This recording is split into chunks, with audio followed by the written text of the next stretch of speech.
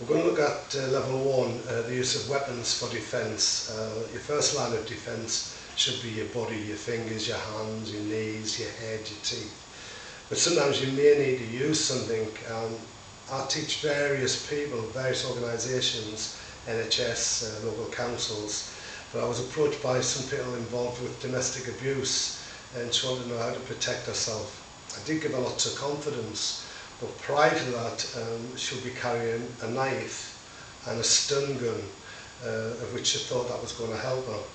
When I asked her to show me that, it took her 18 seconds to get it out of the bag, in which time she would have been murdered. So if you're going to have a weapon or you're going to use a weapon, it's got to be used legally, and it's got to be something that when you're approached, such as a pen, you've got a pen in your hand, you're not breaking the law.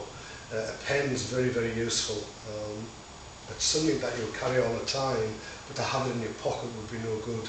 You need to have it in your hand. So if your primary weapon's not your hand, then it should be whatever you've got in your hand.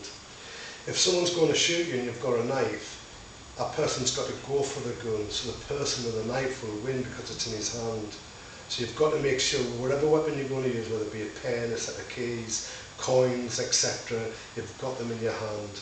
Now, if Tommy just turns slightly there towards the camera, if I just go in the clavicle there with my fingertips, that's my primary weapon. It's quite effective. But if I come down with that pen, it is very, very effective. Or to take the pen to the eyes, or to the mastoid, or to the throat. You've got to understand that this is a primary weapon that you need to practice with. It's not good just having it in your hand. How are you going to find the eyes? How are you going to find the carotid artery?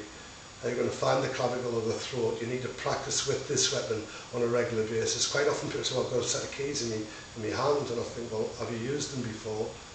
Could you find the target? If you get it right 100% in the gym, then you'd be lucky if you get it right 70% outside. So you need to practice with these pens, key rings, etc., etc., etc.